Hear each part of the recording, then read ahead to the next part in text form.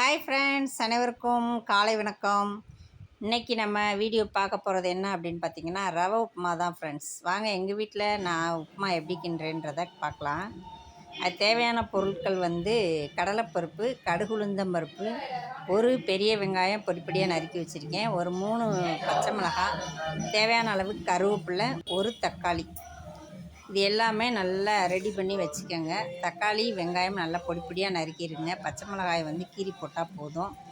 அதுக்கப்புறமா என்ன பண்ணுறீங்க அப்படின்னா, ஸ்டவ் ஆன் பண்ணிவிட்டு கடாயை வச்சுருங்க. வெறும் கடாயில் நம்ம வந்து உங்களுக்கு தேவையான ரவை எவ்வளவோ அதை போட்டுக்கலாம். இப்போ நான் வந்து 200 கிராம் ரவை, அதை கிளாஸில் அளந்தேன் அப்படின்னா ஒரு 1.5 கிளாஸ் வந்துச்சு. 1.5 கிளாஸ் ரவை, அதை வந்து நம்ம வெறும் கடாயில் போட்டு நல்லா வறுத்துக்குருவோம். நல்லா வறுக்கிறதுனா எப்படி, கருக விட்டுறக்கூடாது ஃப்ரெண்ட்ஸ். அதாவது அது ஒரு பக்குவத்தில் நம்ம வந்து ரவை வந்து நல்லா சூடானால் போதும், அவ்வளோதான். அதோடய பக்குவமே அதுதான். அந்த மாதிரி வறுத்து எடுத்து வச்சுக்கோங்க. அதுக்கப்புறம் நம்ம இன்னொரு கடாயை ஸ்டவ் ஆன் பண்ணி வச்சுக்கோங்க. கடாய் காஞ்ச உடனே நல்லெண்ணெய் ஊற்றுங்க. நல்லெண்ணெய் வந்து எந்த எண்ணெய் வேணாலும் ஊற்றுங்க. எங்கள் வீட்டில் வந்து நல்லெண்ணெய் தான், அதை தான் நான் சொல்லிவிட்டேன். உங்களுக்கு எந்த எண்ணெயோ அதை யூஸ் பண்ணிக்கோங்க. சட்டி காஞ்சாச்சு, எண்ணெய் ஊற்றியாச்சு. அதுக்கப்புறமா வந்து கடுகு உளுந்தம்பருப்பும் கடலைப்பருப்பு ரெண்டையும் போட்டுருங்க. கடுகு நல்லா பொரிஞ்சதுக்கு அப்புறமா நம்ம வந்து கருவேப்பிலையை அதில் போட்டுருங்க. கருவேப்பிலையும் போட்டு நல்லா பொரிஞ்சத உடனே அடுத்தது வந்து வெங்காயம்.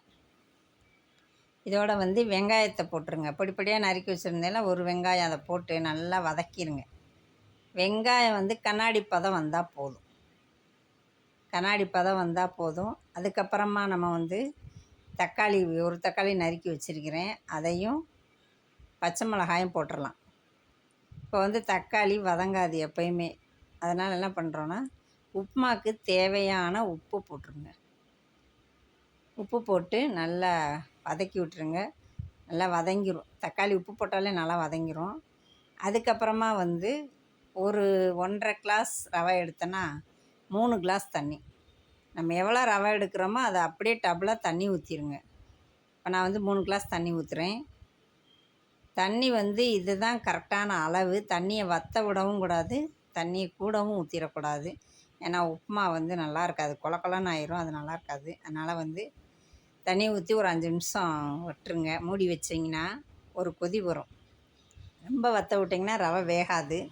அதனால் ஒரு கொதி தான் கரெக்டாக. அடுத்தது வந்து நம்ம ரவையை போட்டு கிண்டிடலாம். ரவையை போடும்போதே கிண்டிக்கிட்டே இருந்தால் கொஞ்சம் கட்டிக்கிட்டிலாம் விழுகாமல் இருக்கும், நமக்கு கிண்டுறதுக்கு ஈஸியாக இருக்கும். இன்றைக்கி நான் வந்து வடை சட்டியில் வச்சுருந்தனால அதை அப்படியே போட்டேன். என்ன கொஞ்சம் ரிஸ்க்கு தான், கட்டி விழுகாமல் ரொம்ப நேரம் கிண்டுற மாதிரி ஆயிடுச்சு இன்றைக்கி. அந்த மாதிரி நீங்கள் செஞ்சிடாதீங்க. ரவை போட்டுக்கிட்டே கிண்டிக்கிட்டே போட்டிங்கன்னா கொஞ்சம் ஈஸியாக இருக்கும் ஃப்ரெண்ட்ஸ். இதே தான், இது மாதிரி தான் எங்கள் வீட்டில் நான் உப்புமா பண்ணுவேன். நீங்களும் இதை ஒரு முறை செஞ்சு பாருங்கள். நல்லா தண்ணி வற்றிருச்சு. இந்த எண்ணெய் எதுக்கு விடுறோம் அப்படின்னா, பாத்திரத்தில் ஒட்டாமல் நல்லா உதிரியாக வரும். அதுக்காக நல்லா உப்புமா ரெடியானதுக்கப்புறம் கொஞ்சம் எண்ணெய் விட்டு திரும்பவும் நல்லா கிளறி விட்டிங்க அப்படின்னா பாத்திரத்தில் ஒட்டவே ஒட்டாது. உப்புமா சூப்பராக இருக்கும். இதுதான் சரியான பதம். இதே மாதிரி செஞ்சு சாப்பிடுங்க, சூப்பராக இருக்கும். ஓகே ஃப்ரெண்ட்ஸ், வீடியோ பிடிச்சிருந்தால் லைக் பண்ணுங்கள், மறக்காமல் சப்ஸ்கிரைப் பண்ணுங்கள். பொன் தமிழ் ஸ்டோரி சேனலுக்கு சப்போர்ட் பண்ணுங்கள் ஃப்ரெண்ட்ஸ். நன்றி, வணக்கம்.